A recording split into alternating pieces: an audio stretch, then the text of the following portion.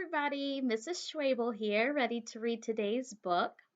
Today I'm going to read a book called Violet the Pilot. This is written by Steve Breen, and the publishing company is Puffin Books. So let's read Violet the Pilot.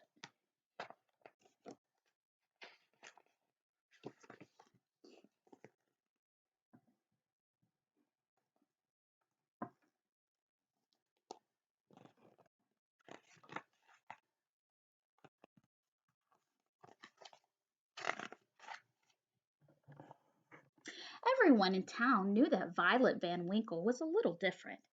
For starters, she and her parents lived in an odd looking house next to the junkyard her father managed.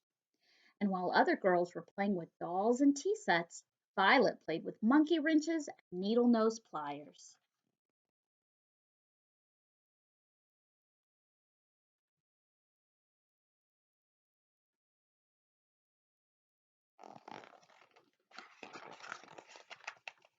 Violet was a mechanical genius.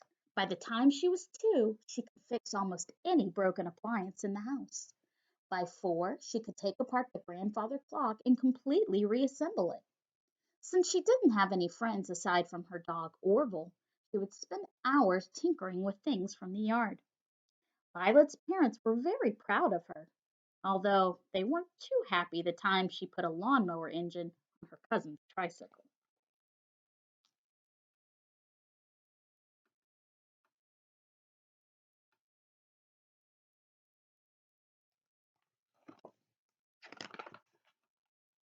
The older she got, the more interesting Violet's creations became. Around the time she turned 8, she was building elaborate machines from scratch. And not just any old machines.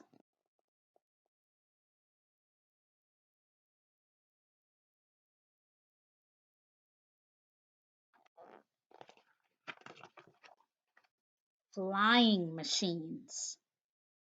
Her parents couldn't believe their eyes when they saw Violet zoom by for the first time. They were a little worried in the beginning, but they quickly saw that she was a pretty good pilot. "Careful not to hit the house," Violet's father would yell. "And put on a sweater," her mother would add. Violet used anything she could find in the junkyard to make her wonderful contraptions.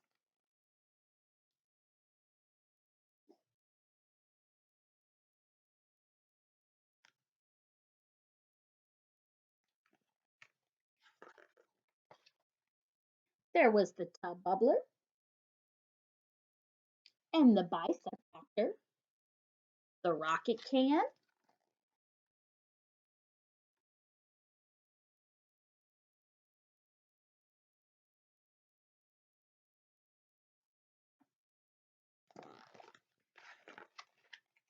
the pogo plane, the slide glider, and the wingamajig, to name a few.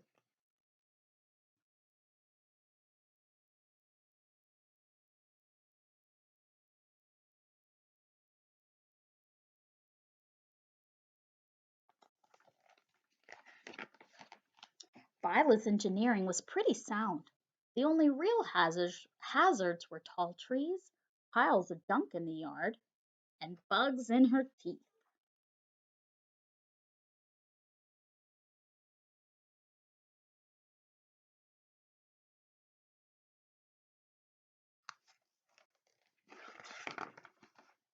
Kids at school would see Violet eating lunch alone and make fun of her strange books and greasy coveralls. Claude and Clyde Mulrooney were especially obnoxious.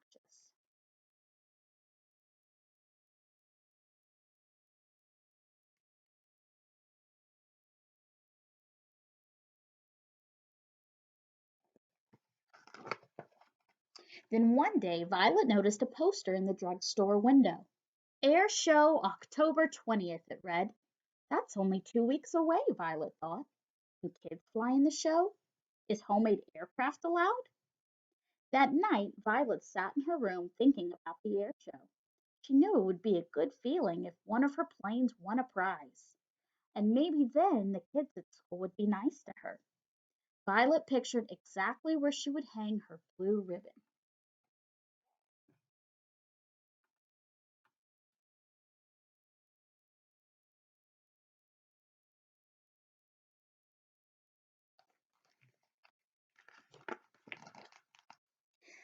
She and Orville spent the next few days combing the junkyard for just the right materials.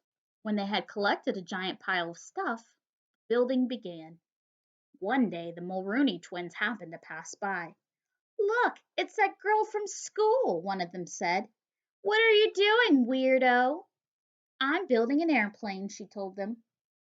The twins exploded in laughter, then mumbled something mean as they walked away. Orville barked at the boys, but Violet just went back to her project. Take it easy, buddy, she said.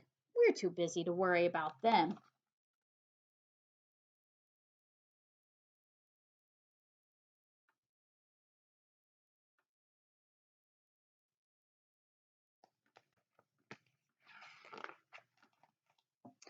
Finally, after days of hard work, Violet had finished making her flying machine. She named the magnificent new craft the Hornet. Wait till people in the grandstand see me flying this, Violet said to Orville.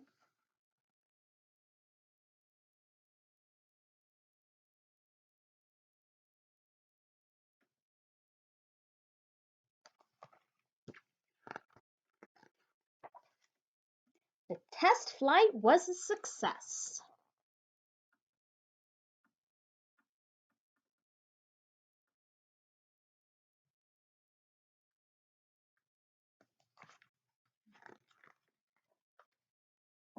On the day of the big air show, Violet took off bursting with excitement.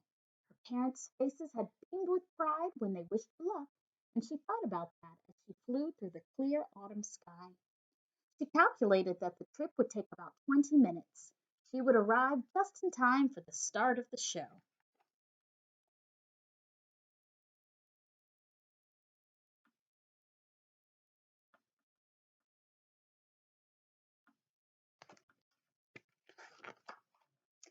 Suddenly, something caught Violet's eye. In the river below, a group of people were waving frantically. Violet lowered her altitude to get a better look. A troop of Boy Scouts had run into trouble while canoeing. Violet knew she had to help fast.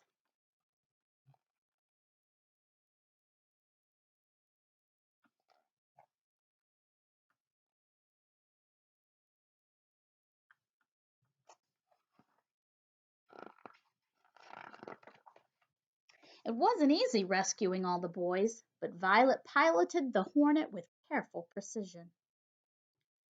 Saving the Scoutmaster from going over the falls was particularly dangerous.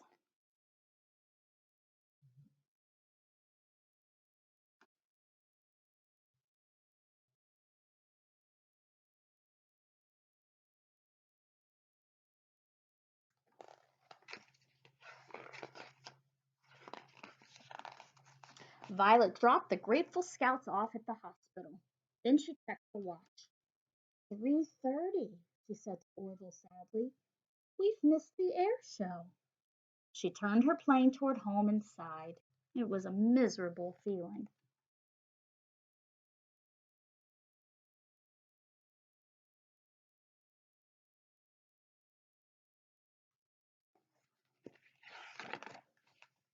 That evening, Violet had no appetite for dinner. She just went upstairs and sat on her bed. All of a sudden, she heard lots of noise outside the house. She and Orville went to the window and discovered that a crowd of people had gathered.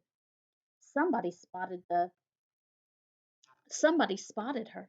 There's Violet, the boy shouted jubilantly. There's our hero.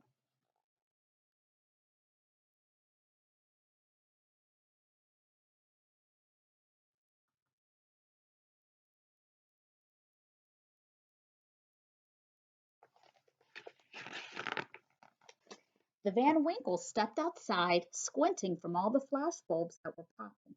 The press, the mayor, the fire and police chiefs, even kids and teachers from school had all learned of the rescue that day and had come to praise her.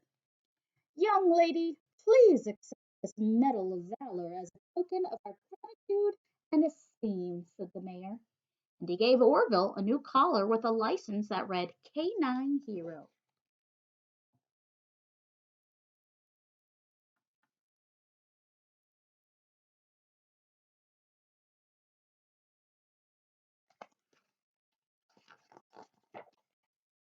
From that day on, Violet's parents let her fly whenever she wanted, but her mom still made her wear a sweater.